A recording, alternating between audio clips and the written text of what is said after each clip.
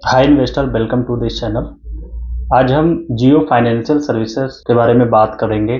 थोड़ी deep research करके हम एनालिसिस करेंगे कि ऐसा क्यों है कि जियो फाइनेंशियल सर्विसेज के शेयर लगातार गिरते जा रहे हैं और क्या ये एक बेहतर इन्वेस्टमेंट है या नहीं, क्योंकि बहुत सारे इन्वेस्टर इसमें फंसे हुए हैं। तो चलिए पहले हम देखते हैं कि जियो फाइनेंशियल सर्विसेज किस किस फील्ड में इसका बिजनेस है। जियो फाइनेंशियल लिमिटेड जो कि एनबीएफसी है, आरबीआई से रेगुलेटेड है, जिसमें ये लोन, होम लोन या और तरह तरह के जो भी लोन है वो प्रोवाइड करते हैं। दूसरा जो इनका है जियो लीजिंग सर्विसेज लिमिटेड, जिसमें ये लीजिंग एंटिटी प्रोवाइड करते हैं। तीसरा है जियो इंश्योरेंस ब्रोकिंग लिमिटेड, जिसमें ये जो है इंश्योरेंस से रिलेटेड बिजनेस कर रहे हैं। और चौथा है जियो पेमेंट सोल्यूशन लिमिटेड, जिसमें से पेमेंट से रिलेटेड जो इनका बिजनेस है वो कर रहे हैं, जो कि आरबीआई से रेगुलेटेड है। और जो पांचवा सेगमेंट है उसमें ये एसेट मैनेजमेंट के बिजनेस में काम कर रहे हैं, जो कि ब्लैक रॉक के साथ इनका टाई अप है। तो 50% इनकी ओनरशिप इस बिजनेस में भी है। हाँ जी, तो दोस्तों आपने देखा कि तरह तरह के बिजनेसेस जो कि फाइनेंशियल रिलेटेड हैं उनमें ये इन्वॉल्व हैं, लेकिन अभी पूरी तरीके से ग्राउंड पे इनके बिजनेसेस ऑपरेट नहीं हो रहे हैं उस तरीके से। अभी इन्होंने अलग अलग डाइवर्सिफाइड करके स्टार्ट किया हुआ है। तो हम फिर एक बार देखेंगे कि जो अभी इनको अर्निंग हो रही है वो कहाँ से अर्निंग हो रही है। तो हम आते हैं स्क्रीनर पे। करंट मार्केट कैप कंपनी की है 1.5 लाख करोड़ के करीब, और अभी कंपनी का जो शेयर चल रहा है 216 के करीब चल रहा है, और करंट P85 है। इसका मतलब अभी भी कंपनी काफी ज्यादा ओवर वैल्यूड है। 23 में जब कंपनी लिस्टेड हुई तो लोगों ने काफी ज्यादा इस कंपनी पे भरोसा जताया। उनको लगा कि ये अंबानी की कंपनी है तो काफी अच्छा ग्रो करेगी। अगर हम प्राइसेस देखते हैं तो आप देखिए कंटिन्यू ये 400 के करीब था, अब ये इसकी प्राइस आके 216 के करीब इस समय चल रही है। कंटिन्यू मार्केट में फॉल बना हुआ है। और अगर हम इसके पीयर कंपनीज की बात करें तो इसी सेगमेंट में और कौन कौन सी कंपनियां हैं जो ऑपरेट कर रही हैं। आप देखिए बजाज फाइनेंस काफी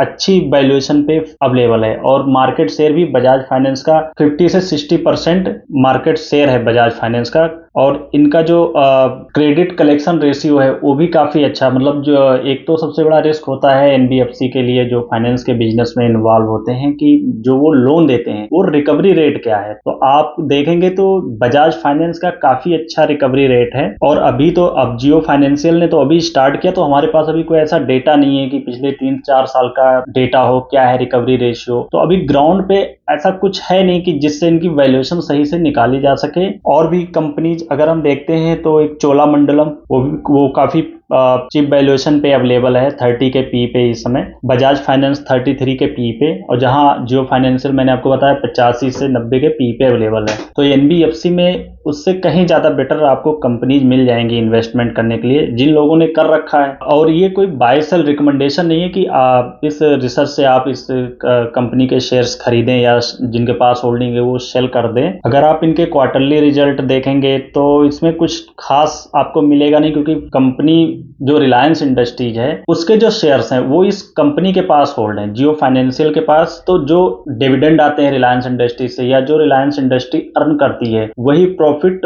ज्यादातर इसमें भी जियो फाइनेंशियल में भी शो होते हैं। तो इनकी खुद की अभी कुछ खास अर्निंग है नहीं, तो जो भी डेटा है अवेलेबल वो रिलायंस इंडस्ट्री के प्रॉफिट का डेटा है। अब हम बात करते हैं शेयर होल्डिंग पैटर्न की। तो इसमें प्रमोटर और उनसे रिलेटेड लोगों के पास 50% के अराउंड शेयर्स हैं। एफआईआई का डेटा अगर हम देखते हैं तो आप इसमें देखिए स्टार्टिंग में एफआईआई के पास 21.58% शेयर्स थे सितंबर 2023 में। फिर दिसंबर 2023 में एफआई ने इस कंपनी से अपना स्टेक निकाला हुआ है और 19.83% स्टेक बचे। फिर मार्च 24 में आप देखिए और भी एफआई ने सेल किया इस कंपनी में स्टेक्स। जून में ये आके 17.55% हो गया।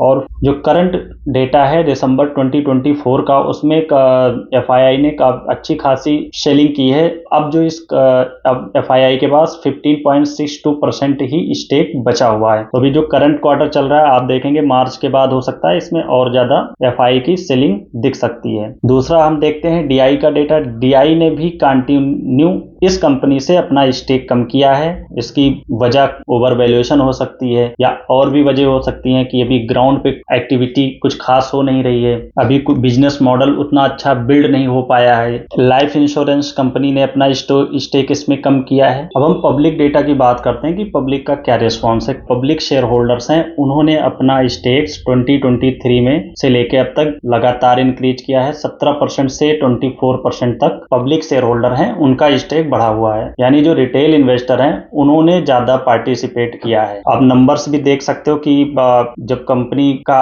स्टार्टिंग में जब आईपीओ आया था 2023 में, उस समय 40 लाख के करीब शेयर होल्डर थे, जो कि अब 50 लाख हो गए हैं रिटेल इन्वेस्टर। तो एक ये भी अच्छा साइन नहीं है कि रिटेल इन्वेस्टर बढ़ते जा रहे हैं। एफआईआई और डीआई ओवरऑल अपना स्टेक इस कंपनी में कम करते जा रहे हैं। तो एक ये भी वजह है कि डीआई इसमें आके फंस चुके हैं। इसी के साथ मैं फिनिश करता हूँ।